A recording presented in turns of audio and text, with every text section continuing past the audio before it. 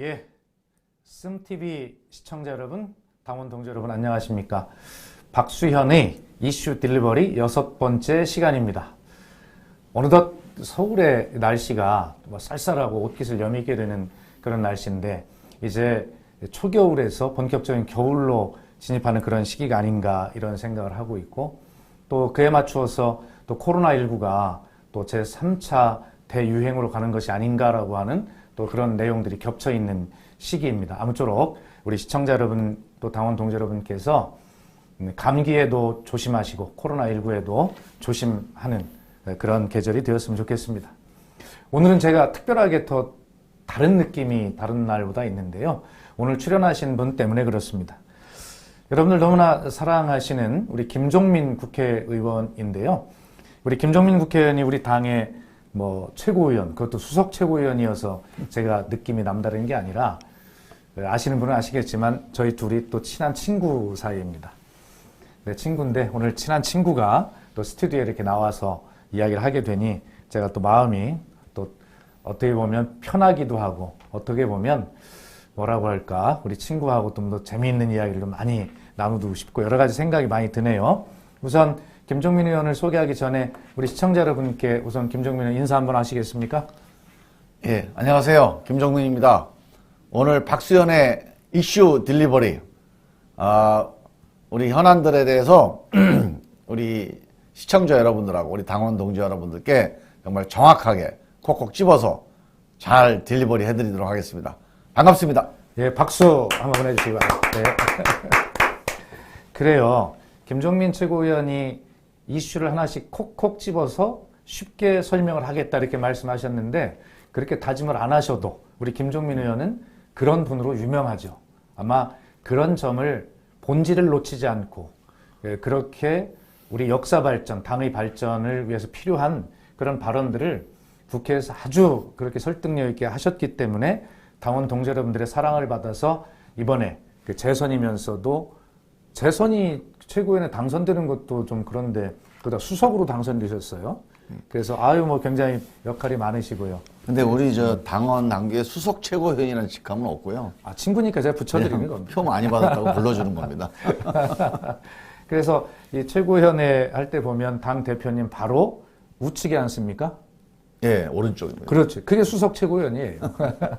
이 수석 최고위원이라는 말은 없지만 그런 책임감을 가지고 일해달라고 하는 아마 당원 동지 여러분들의 그런 바람을, 소망을 제가 그렇게 전해드렸다는 말씀을 드립니다.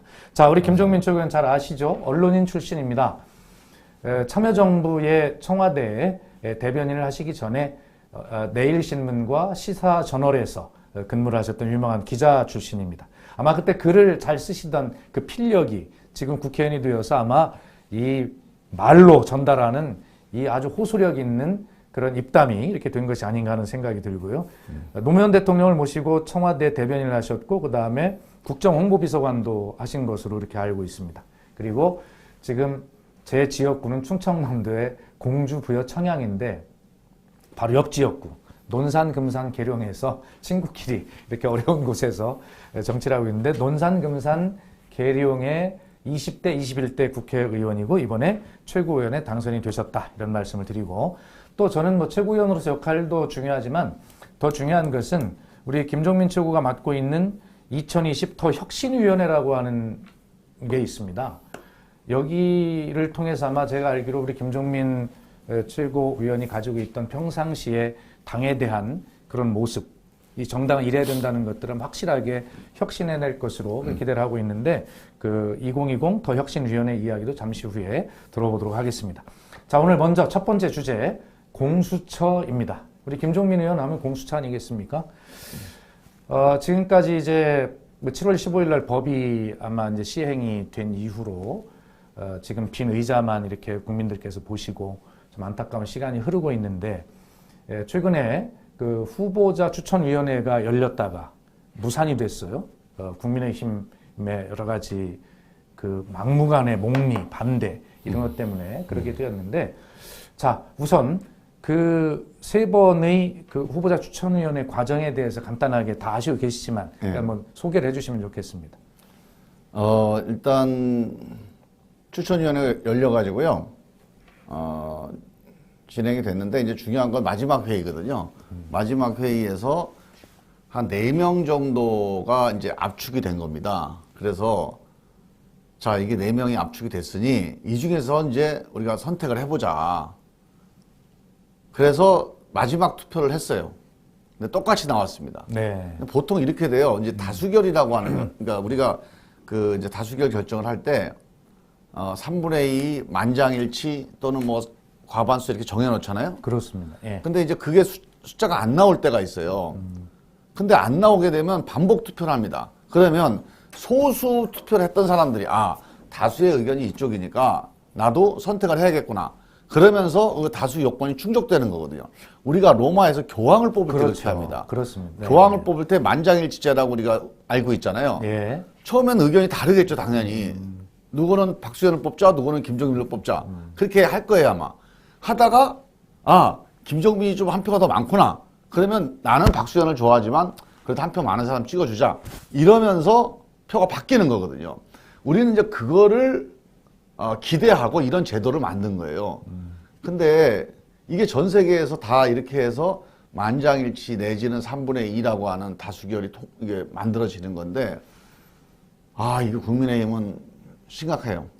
예. 끝까지 하니까 이제 문제는 뭐냐면 이 제도를 악용해서 그 공수처 출범을 막겠다는 게 목표입니다. 그러니까 좋은 공수처장을 추천하는 게 목표가 아니고 공수처 출범을 막겠다. 그래서 안 되는 거예요. 안 되면 되게 해야 됩니다. 그래서 법을 고쳐야 될 것 같아요. 그렇죠. 지금 김종민 의원께서 참 굉장히 가슴에 막 답답함이 많이 쌓여 계신 것 같아요. 그렇게 느껴지는데 지금 말씀의 요지는 애초부터 이 좋은 공수처장을 뽑는 데 목표가 있는 것이 아니라 애초부터 이것이 안 되게 하려는 목표를 가지고 들어와서 도돌이표 투표, 계속 안 되게 하는 투표를 했고, 심지어는 자신들이 추천한 후보에게도 투표를 안 했다는 결과 아니겠습니까? 결과적으로. 그렇게 이제 된 것인데, 그래서 이제 결과적으로 그 대한변협 그 회장 인터뷰를 보면 이런 식으로 더 이상 기대할 게 없다. 국민의힘의 목표가 명확해졌다. 그렇기 때문에 이제 3차 회의까지 하고 이제 해산을 이제 선언한 것이나 다름없는데 어제 박병석 국회의장이 양당 원내대표를 불러서 그래도 한 번 더 시간을 가져보고 노력을 해봐라라는 그런 어떤 부탁 때문에 이제 다시 한번 후보자 추천위원회를 여는 것으로 그렇게 지금 진행이 되고 있죠. 어떻게 되고 있습니까? 여야 간에 그렇게 합의했다는데 이제 중요한 거는 그 추천위원들 간에 뭔가 새로운 변화가 나타나야 돼요. 그래서 만약에 새로 모이게 되면 그러면 공수처장을 추천을 하겠다. 이런 결심을 하고 모여야 되는 거죠. 그렇죠. 그래서 저희는 이제 그거는 뭐 공수처 추천위원회에서 국회의장이 소집 권한이 있어요. 그 위원회 회의를 그렇죠. 하십시오 하고 그렇게 소집할 수 있는 권한이 있기 때문에 그건 법에 나와 있는 거라서 우리가 반대는 안 했지만 그것 때문에 우리가 법 개정 작업을 미루거나 안 하지는 않겠다. 이거 분명히 얘기를 했습니다.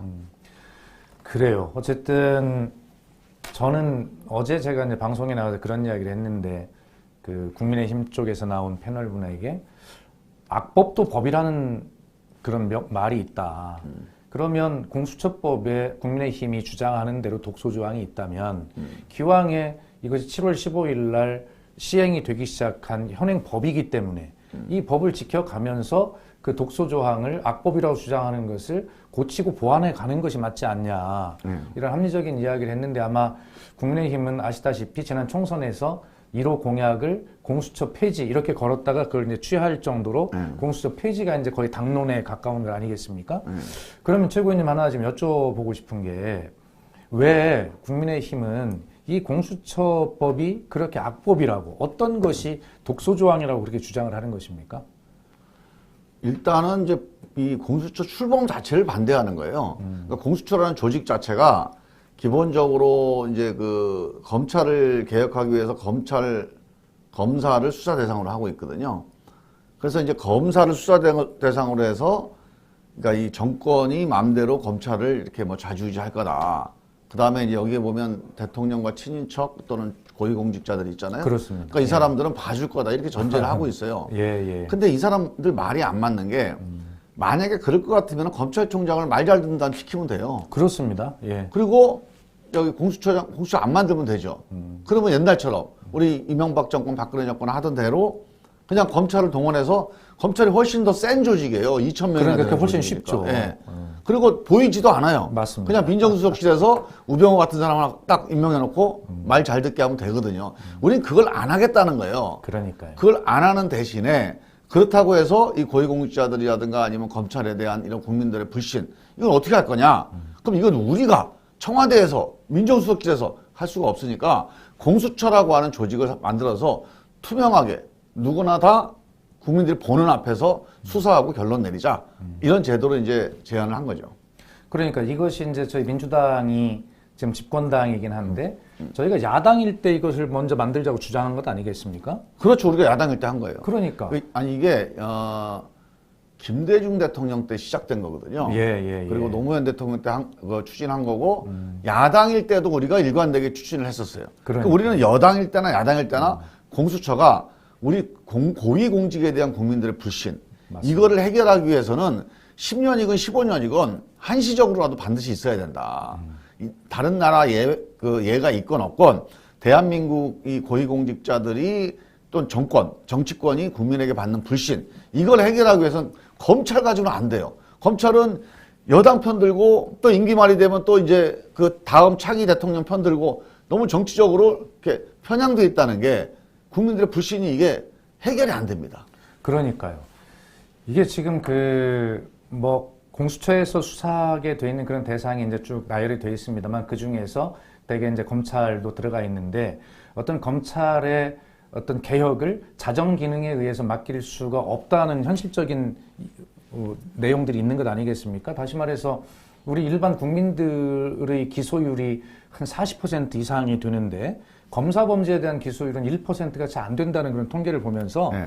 반드시 이런 부분들에 대해서는 이 공수처 같은 것들이 필요하고 또 이것이 아주 완벽한 제도는 아니겠습니다만 이렇게 일단 운영을 하면서 우리 어떤 검찰 권력, 검찰 개혁 이런 것들을 이루면서 나중에 제도 보완을 해서 좀 더 나은 제도로 나아가는 뭐 그런 어떤 과정이라고 생각을 하는데 왜 그렇게 이런 것들을 거부를 하는지 그 이해를 알 수가 없고요.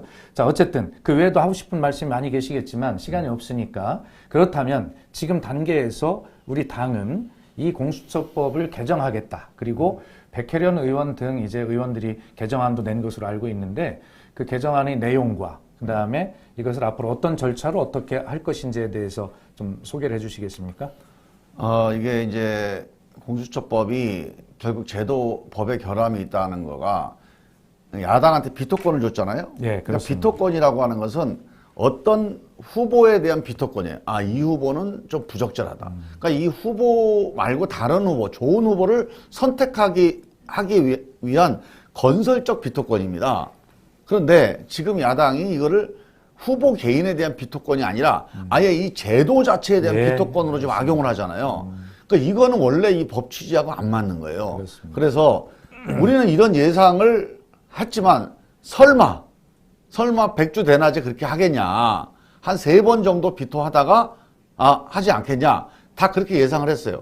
그리고 이 사람들도 그렇게 얘기했습니다. 우리가 이 법 통과되면 한 3번까지야 비토하겠지만 어떻게 비토하겠냐. 그래서 우리 법을 막아야 된다. 이러고 막았던 거예요. 근데 막상 뚜껑을 열어보니까 3번이 아니라 30번도 비토를 하게 생겼어요. 그래서 이건 안 되겠다 해서 법을 고치는 게 기본적으로 일정 시점이 지나면 이 제도 자체를 막는 이런 비토 이거는 개선해야 된다. 그래서 아마 이제 그 의결 정족수를 좀 낮추거나 아니면 이 추천위원회 구성을 좀 늘리거나 이런 몇 가지 조합이 있는데 그 최종적인 안은 25일 날 이제 법안 소위에서 아마 논쟁이 시작될 겁니다. 그러니까 25일 날 이제 법사위의 법안 심사 소위가 예정이 돼 있고 30일에 전체 회의가 예정이 돼 있죠. 그렇죠. 예. 예, 그리고 12월 2일 날 현재 본회의가 잡혀 있기 때문에 예. 민주당의 목표는 12월 2일 날 본회의에서 아마 예산안과 함께 처리하는 것이 이제 1차 목표일 것 같습니다. 어쨌든 그 오늘과 내일 중에 후보자 추천위원회를 다시 한번 열으라고 하는 그 국회의장의 그 요구에 의해서 하게 될 텐데 사실 새로운 상황의 변화는 좀 난망하다 이런 전망이시고요. 역시 우리 그 김종민 의원은 어떤 그 본질을 규정하는 능력이 참 뛰어난 것 같은데 지금 금방 비토권을 말씀하시면서 후보자 개인에 관한 비토권을 행사하는 것이 아니라 그 제도 자체에 대한 비토권을 행사한다라고 하는 것에 대해서 우리 씀TV 시청자 여러분과 우리 당원 동지 여러분들이 확실하게 이 규정을 확실하게 하실 수 있을 우리 것 법 같아요. 취지하고 완전히 어긋나 있는 거예요. 그렇죠. 네. 그렇게 되겠습니다. 예. 하여튼 뭐 공수처에 대해서는 그동안에 워낙 많은 논의들이 있었고 뉴스들이 나왔기 때문에 사실은 우리 그 시청자나 당원 동지 여러분께서 더 설명을 안 드려도 뭐 잘 아실 거라고 믿고 공수처에 대해서는 뭐 이 정도 이야기를 좀 마무리 좀 해야 될 것 같고요. 우리 김종민 의원께서 법사위원으로서 법사위에서의 또 많은 역할이 또 기대가 된다라고 하는 말씀을 드리고 또 우리 국민과 당원의 그런 요청, 바람, 소망 이런 것들을 잘 좀 담아내시기를 바란다는 말씀을 드립니다. 한 가지만 좀 말씀을 드리면 지금 공수처를 이제 빨리 통과시켜야 된다 이런 이제 우리 그 시민들의 그 압력이 엄청 세거든요. 그런데 민주당이 이거를 뭐 약하거나 아니면 이거 의지가 없거나 이런 건 절대 아니고요. 이 문제가 대한민국 국민들이 공수처를 압도적으로 지지하고 있습니다. 근데 지지하고 있지만 반대 목소리가 있으면 우리가 여당이니까 반대 목소리는 듣고 실행을 해라. 이런 국민들이 또 있어요. 근데 우리가 이런 국민들 목소리를 전혀 외면하면 갈 수는 없습니다. 하지만 반드시 가긴 갑니다. 가긴 가지만 중간에 그 반대하는 사람이 저렇게 애타게 반대하니까 한번 들어봐라. 이런 정도의 목소리는 우리가 수용을 하고 가야 되니까 좀 시간이 걸리는 건데 이제 그 막바지에 왔어요. 답답하시겠지만 조금만 기다려 주시면 우리 애초에 목표대로 꼭 달성을 할 겁니다. 그건 믿고 조금만 좀 참아주시기 바랍니다. 예, 고맙습니다. 지금 막 댓글들이 많이 이렇게 달리면서 우리 김종민 의원을 응원하는 이런 댓글들이 많이 달리고 있네요. 다른 출연자들이 오시면 댓글들이 주로 진행자인 박수현 대변인 힘내라 뭐 이런 게 많은데 오늘은 김종민 최고위원 응원 댓글이 굉장히 많습니다. 정신 차려라 종민아 저런 것도 있네. 그렇습니까? 저거는 이제 공수처를 좀 빨리 좀 통과를 제대로 시켜라라고 하는 당원들의 아주 뜨거운 응원이다 이렇게 생각하시면 좋겠습니다. 자, 그러면 오늘의 이제 두 번째 주제 우리 김종민 의원이 아마 제가 정치의 본인의 정치 철학 이런 것들을 다 담아서 아마 하고자 하는 이 21세기 정당의 모습, 새로운 정당의 건설, 그것이 우리 민주당을 통해서 어떻게 그 모델로 만들 것이냐라고 하는 뭐 그런 평소에 저희들이 이야기를 많이 하기 때문에 뭐 그런 데 대한 정말 의지가 강한데 그래 이번에 최고위원회 되자마자 본인이 스스로 당의 2020 더 혁신위원회라고 하는 것을 만들어서 지금까지 본인이 생각해왔던 이 21세기 새로운 정당의 모습, 민주당을 통한 정당의 모습이 어때야 되는가를 온 열정을 다 쏟아붓고 계시다. 저는 그렇게 생각하거든요. 이 2020 더 혁신위원회를 만들게 된 배경, 그리고 그 과정에 대해서 간단히 소개를 하시겠습니다.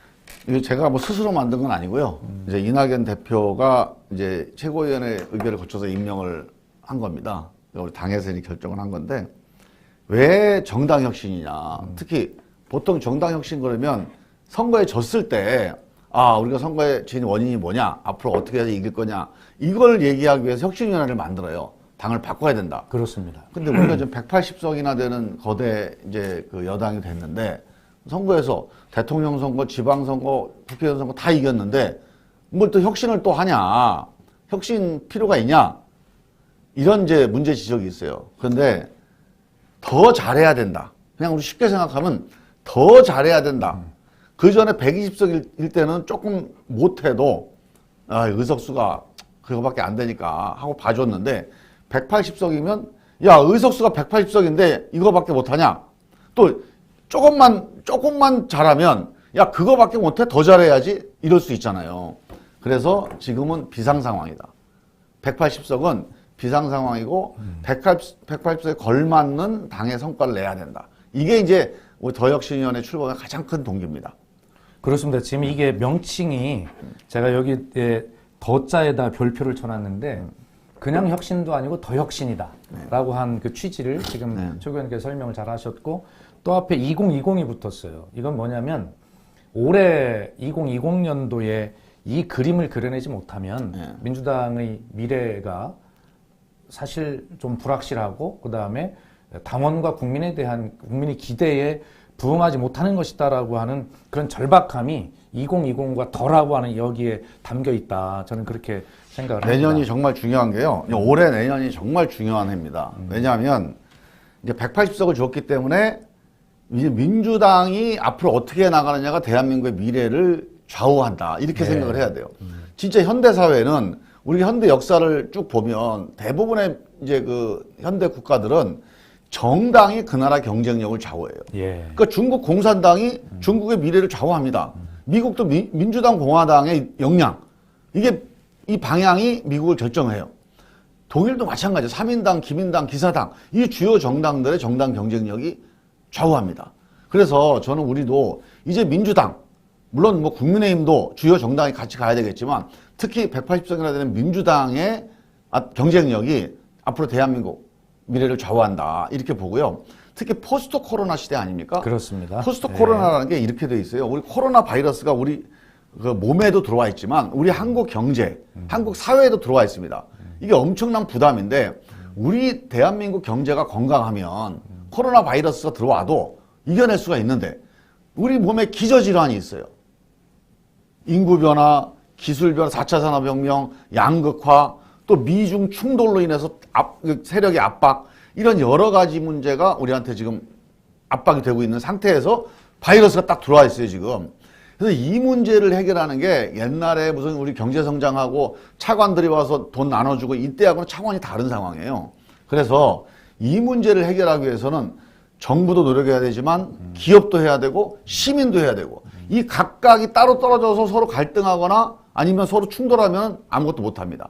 이거를 한꺼번에 묶어낼 수 있는 힘이 어디 있냐. 이게 민주공화국에서 유일하게 정당만이 할 수 있는 일이에요. 좋습니다. 정당이 네. 정부와 기업과 시민들 이 에너지를 다 결집을 시켜서 이 포스트 코로나를 넘어서는 K 방역 이상의 어떤 그 K 그 비전을 만들어내는 것. 이게 이제 우리 그 민주당이 갖고 있는 근데 그게 지금 민주당이 180석이니까 그 정당의 책임이 온전히 민주당한테 와 있는 겁니다. 그렇습니다. 이게 단순히 다음 선거 이기는 것 이상을 해야 된다. 맞습니다. 그게 이제 우리 혁신위원회가 상당히 부담을 갖고 이제 뭔가 신경을 쓸 수밖에 없는 그런 상황인 거죠.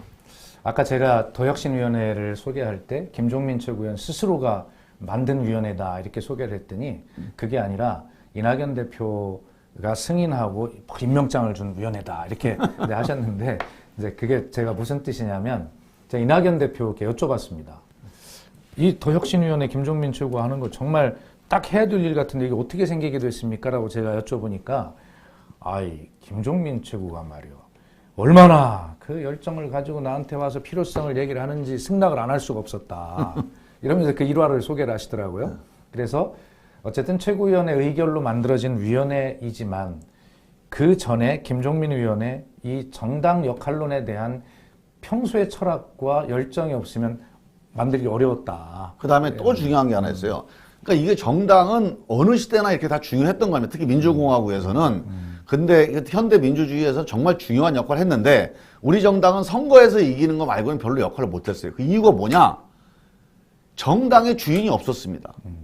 국민과 시민들이 정당으로 참여해서 당원이 되고 이 당원이 정당을 이끌어가는 이런 정당의 모습이 아니었던 거죠.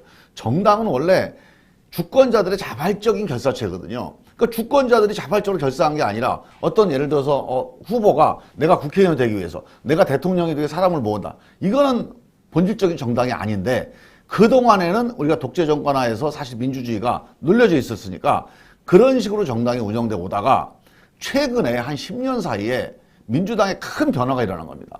이제 정말 시민이 생긴 거예요. 주권자인 국민이 정치의 주인이 되고 그 사람들이 정당에 가입하고 그 사람들이 정당의 방향을 제시하는 그런 본래적인 의미의 제대로 된 정당이 우리 한국 현대사에서 처음 만들어진 거예요, 지금. 예, 그렇습니다. 그게 2000년대 우리 노무현 대통령 때 노3호부터 시작된 이 시민 참여 운동의 결실이 민주당으로 결집된 겁니다. 그래서 이제 민주당이 시민이 주체가 되고 당원이 주체가 돼서 대한민국의 방향을 제시하는 그런 리더가 될 수 있다. 리더십이 될 수 있다. 저는 그런 확신이 들었기 때문에 이번 기회에 그런 역할을 제대로 한번 해보자. 그런 방향을 한번 고민해 본 거죠. 좋습니다. 평소에 아까 제가 친구라고 말씀을 드렸는데 정말 뭐 술자리에서 막걸리를 마셔가면서 이런 김종민 의원의 평소에 이런 철학에 대해서 제가 수십 번 들었을 겁니다. 그래서 정말 이번에 최고위원이 되어서 드디어 이 평소에 그렇게 가슴에 뜨겁게 가지고 있던 그 민주주의 정당 제도에 관한 그 제도를 만들고 역할을 제대로 하게 하고 이런 것들에 대해서 아마 굉장히 좋은 기회를 가진 것 같다 이런 생각이 들고 꼭 성공을 시켜냈으면 좋겠다는 응원의 말씀도 함께 드리는데 아마 김종민 의원이 청와대 대변인 참여정부에서 하고 나서 도전했던 것이 이제 만들고 했던 것이 민주주의 2.0이라고 하는 네. 플랫폼이 있었고요. 네. 엊그제 뭐 뉴스를 보셔서 알지만 지금 이제 민주주의 4.0 플랫폼이 생긴 건 아니겠습니까? 그렇다고 보면 결과적으로 노무현 대통령과 그 청와대에 있으면서 토론을 했던 그 많은 가치들이 김종민 의원을 통해서 이렇게 녹아 있고 발전해 오고 또 새로운 기회를 갖게 되는 것이 아닌가 이런 생각을 하게 되는데요. 자, 그러면 이런 어떤 큰 의미는 다 이제 잘 이해가 됐고요. 이제 구체적으로 어떤 일을 어떻게 좀 준비하고 있는지 소개를 해 주셨으면 좋겠습니다. 일단 우리 정당혁신에서 큰 방향은 기본적으로 모든 정당의 가장 출발은 민주적인 정당입니다. 그러니까 주권자, 당원, 시민 이 민주성 위에서 뭔가 나와야 돼요. 이 뿌리는 민주성. 그러니까 민주성을 좀 강화해야 되겠다. 그러니까 이 당원들과의 소통, 국민들과의 소통, 관계 이런 걸 어떻게 강화할 거냐, 그들의 역할을 어떻게 높일 거냐 이게 이제 하나의 큰 축이고요. 그러면 민주성은 중요하죠. 그 위에서 어떤 열매를 맺어야 될 거냐, 유능해야 된다. 결실을 맺어야 된다.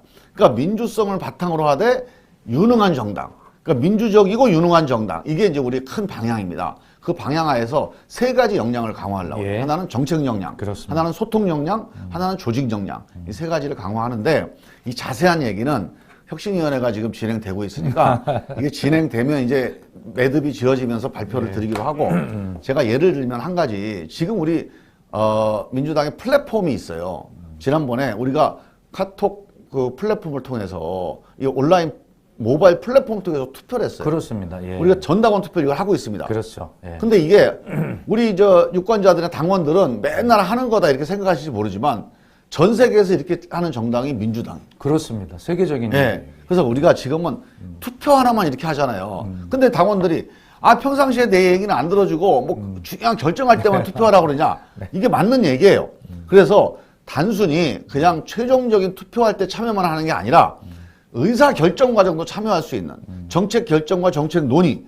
예를 들면 이런 거에 대한 토론 과정. 이걸 수기 과정이라고 수기 해요. 과정. 어려운 말로. 그렇습니다. 근데 우리 민주당 당원들은 충분히 할 수 있는 일이거든요. 그래서 이 플랫폼 정당의 수준을 단순히 최종적인 투표와 의사결정만 플랫폼으로 하는 게 아니라 이런 수기 과정도 분야별로, 지역별로, 그룹별로 자기들이 한 10명 모아서 우리가 이런 의논을 했다 하고 발표하고 이런 식의 당원들의 참여, 민주적인 참여가 가능한 그런 플랫폼으로 좀 발전시켜 나가자. 그런 것도 이제 이런 혁신의 안에 하나 들어가 있고 기술적으로도 거의 다 지금 준비가 돼 가고 있습니다. 그렇습니다. 김종민 의원이 지금 말씀하신 게 그냥 뭐 이렇게 과장해서 말씀드린 게 아니라 사실 우리 당원 동지 여러분이 투표하시는 그런 시스템을 가진 정당도 세계적으로 흔치 않다. 네. 민주당이 지금 실천하고 있는 세계적 정당인데 우리 K 방역, 그렇습니다. 우리 K 민주당 이렇게 갈 겁니다. 아마.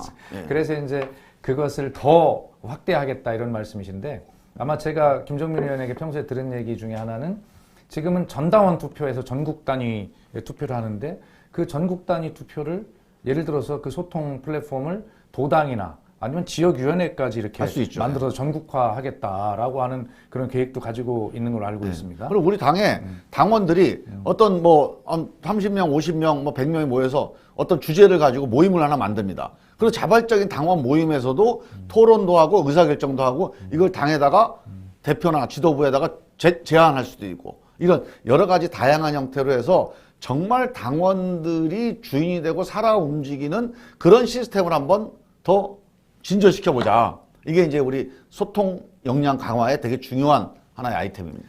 그렇습니다. 아마 소개해 주실 내용이 굉장히 많을 것 같은데요. 이 논의 과정 중에 있고 이것이 최종 결론이 난 것이 아니기 때문에 과정 중에 있는 것을 소개를 하다 보면 여러 가지 뭐 다른 뭐 내용 문제도 있을 수 있기 때문에 한 가지만 더 그러시죠. 말씀드리면 예, 예.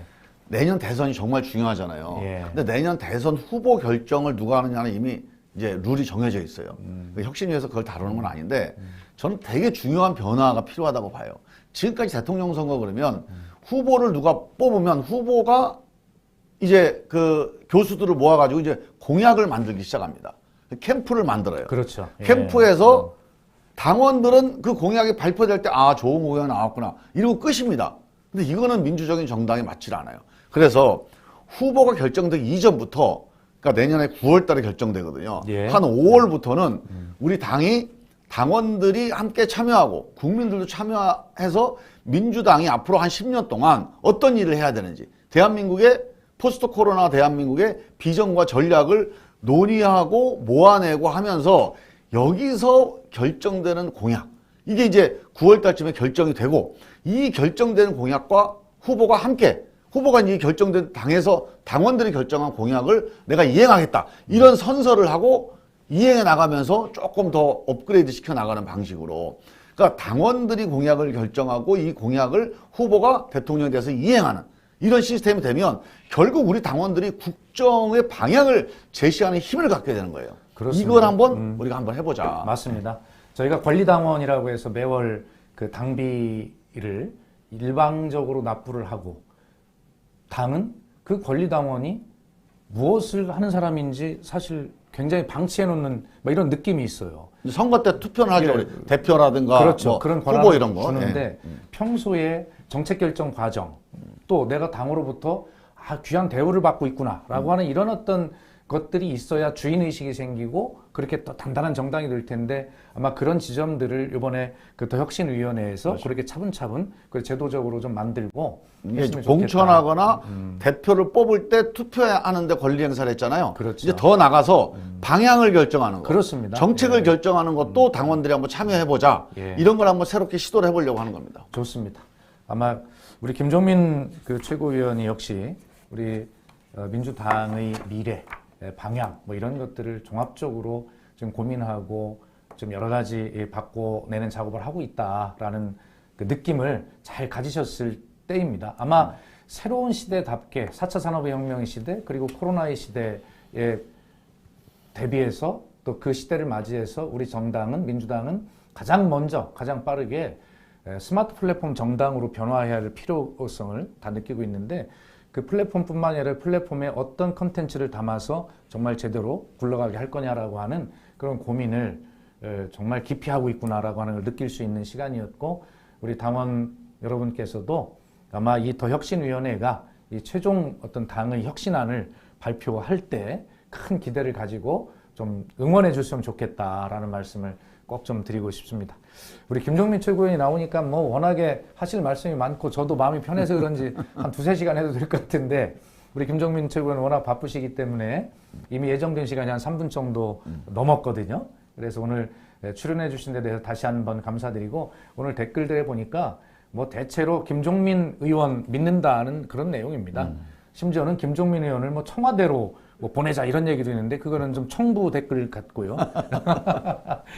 그렇습니다. 어쨌든 그렇게 당원들과 시청자들의 열정이 이렇게 강하다라고 하는 걸 보시면서 느끼셨을 겁니다.